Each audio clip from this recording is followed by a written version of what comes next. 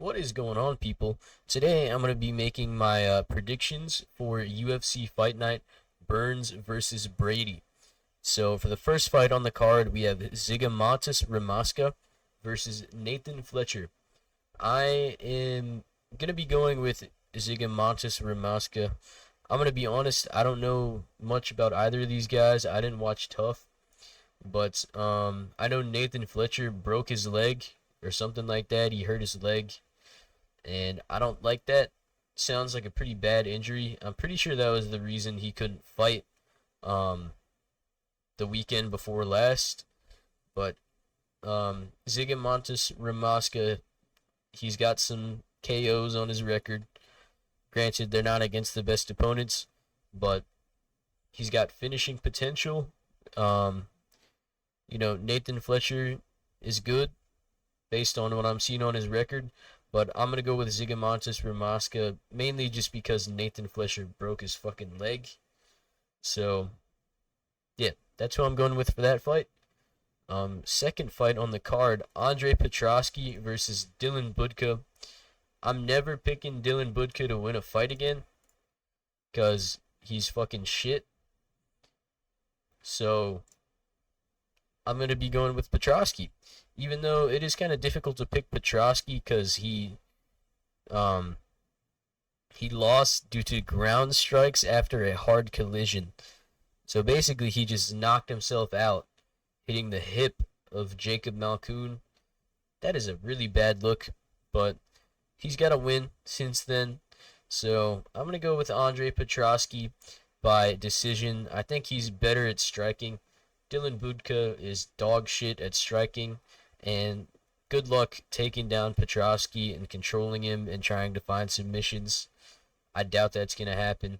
So I'm going to be going with Petroski by decision. Next fight on the card, we have Jacqueline Amorim versus Vanessa Demopoulos.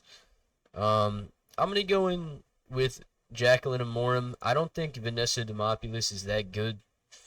Now, Jacqueline Amorim did lose to Sam Hughes, but I'm pretty sure she had a fully sunken submission in that fight, and she just didn't have the strength to finish it. But I like a win over Corey McKenna. That's a pretty good win. And Montserrat Ruiz, I'm not too sure about her. I don't really remember, but I'm going to be going with Jacqueline Amorim for sure. I think she's just a little bit better at fighting. I don't think Vanessa Demopoulos is that good at all. Too many split decisions, and in her past 5 fights, Jacqueline Amorim has gotten 4 finishes and lost 1 decision. So I like that she has finishing potential as a woman. That's not very common, especially at strawweight. So I'm going to be going with Jacqueline Amorim. Gabriel Santos versus Yeeja. Oh, I don't know. I think I'm going to go with Gabriel Santos. He did lose by TKO to David Onama. David Onama's pretty good. He's a little retarded, but he's good. Lerone Murphy, Gabriel Santos had a fucking close fight with Lerone Murphy. I like that. Yeeja, he's a road to UFC guy. I don't really like these road to UFC guys. They usually look good on the show, and then they get to the UFC, and they're like, oh my god, I'm fighting someone who's not either malnourished or really bad at fighting. So they usually don't do too well. I can't really think of a whole lot of fighters off road to UFC that have done well. So I'm going to be going with my theory that they aren't the best, and I'm going to go with Gabriel Santos by decision. I don't really think there's going to be a finish. He's got good striking, and he's got good grappling, Gabriel Santos.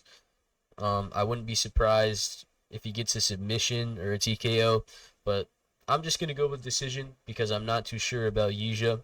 I can't be bothered to do research for these fight night cards, man. I got things to do. I might do research for other cards, but this one I didn't. But a lot of these are pretty easy picks, I think, in my opinion. But on to the next fight. Andre Lima versus Felipe Dos Santos. Right off the bat, I do not think Andre Lima's fight against Mitch Raposo should have been a split decision, but it was a shit performance. He did not look that good. Same with Felipe Dos Santos in his last fight, but I like the fact that he took big shots from Manel Kape. He went the distance with him, and Manel Kape, I think he is an elite flyweight, top like 8 level. When he has more than 1 foot. So I like that he went the distance with Kape, and I'm just going with Felipe Dos Santos. Maybe his last fight was a one-off. Andre Lima's got good boxing. He's got good leg kicks. But Felipe Dos Santos, he can get scrappy. I think this will be a scrap, and I think Felipe Dos Santos is going to thrive in a scrappy kind of fight. So I'm going to go with Dos Santos by decision. I don't see a finish. It's flyweight. Neither of these guys hit like particularly hard. So I'll be going with Dos Santos by decision. But on to the next fight. Isaac Dulgarian versus Brendan Marotte. Look at these odds. That's all I need to tell you. Dulgarian is going to TKO this guy in round 1. He's going to take him down. He's going to elbow his face into the canvas. He should have beat Christian Rodriguez. That was the most bullshit decision ever of all time that I've ever seen. Dulgarian, he's fucking good, dude.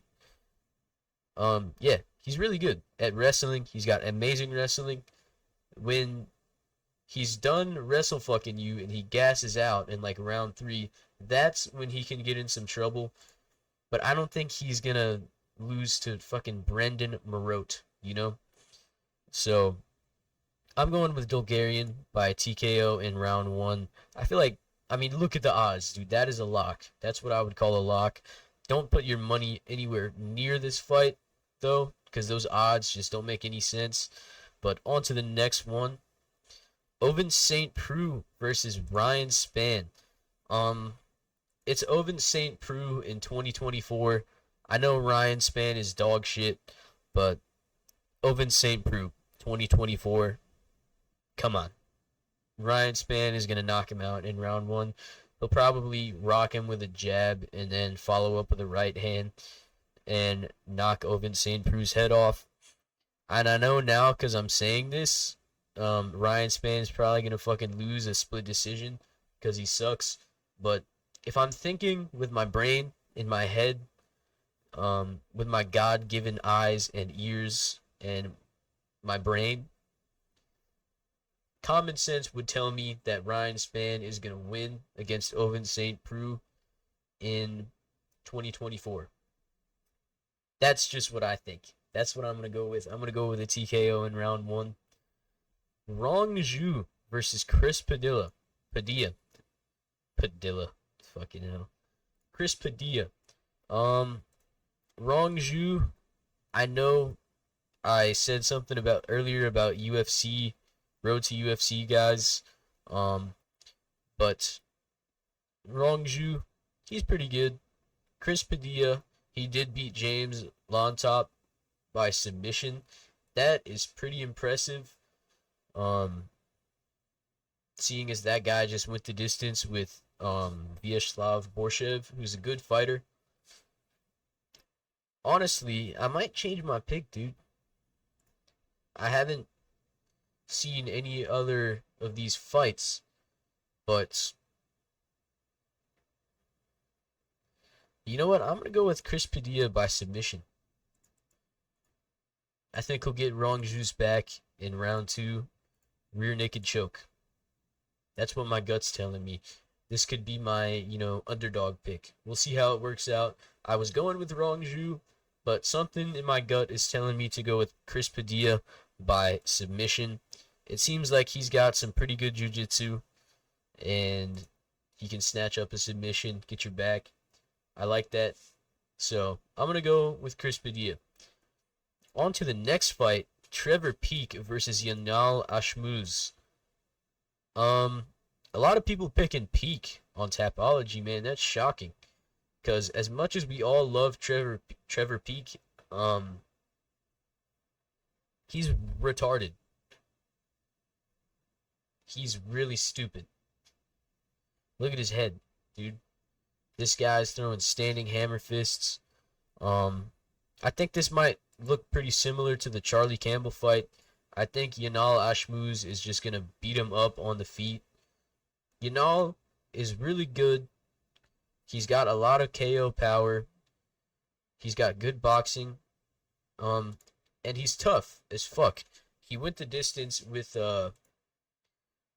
Chris Duncan, and I think he broke his arm in the first round of that fight. So I like that he's got that, toughness in him to be able to do that. So I'm going with Yanal Ashmuz by a KO or TKO. I'm going to go with round 3. I had round 2, but I think it might take him a little longer to get that just because, Trevor Peek is a blockhead, dude. There's nothing in there. So if there's no brain to, shake around in your skull, it's harder to get knocked out. So I think it might take him a while, but I think he's just going to be piecing Trevor Peek up. I hope Trevor Peek wins, though. I do like Trevor Peek. But on to the next one. Matt Schnell versus Cody Durden. I'm going to be going with Cody Durden by a KO in round 2. I'm just not picking Matt Schnell to win a fight. He's the chinniest fighter in UFC history. You can't take shots at flyweight. And, it's not like he's losing to massive power punchers. Mateus Nicolau is not a power puncher. Steve Erceg is not really a power puncher. So I think Cody Durden will be able to find a good shot, and Schnell's just going to fold like a lawn chair. So yeah, that's what I'll be going with. And on to the next fight. Kyle Nelson versus Steve Garcia. I'm definitely going to be going with Steve Garcia in this fight. I think, this guy's just fucking awesome. He's like a bat out of hell. I think he's going to put a pace on Kyle Nelson. I think he's just going to beat him up and flatline him in round 1. Maybe he'll catch him around the guard with like a right hook. I think he's going to beat the fuck out of Kyle Nelson and knock him out in round 1. I'm pretty high on Steve Garcia. I think he's a good fighter. And yeah, that's what I'm going to be going with for that fight. For the co-main event, Jessica Andrade versus Natalia Silva. So, Jessica Andrade has been on a hot streak of losing. She beat Mackenzie Dern, and then she had a close fight against Marina Rodriguez at UFC 300. But before that, loss. I mean, these are some good fighters that she's losing to, but I just don't really like how she fights, man. She just fights stupid sometimes. So I'm going to be going with Natalia Silva by decision because I think she's technical. She's got good kicks. I think she's just going to keep Jessica Andrade at range. Jessica Andrade is tiny. I'm just going to go with Natalia Silva by decision. I think it'll be a little pitter-patter decision. I don't think Jessica Andrade is going to be able to get in Silva's face and really start landing big shots. But we'll see. I'm going to go with Silva by decision. On to the main event. I'm going with Gilbert Burns, man. I see a lot of, well, not a lot, but a majority of people are picking Brady.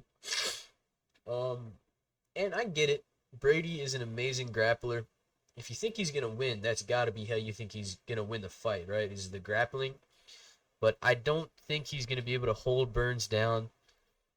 Burns is a really good defensive grappler. I think he's a little bit overrated as an offensive grappler, finding submissions.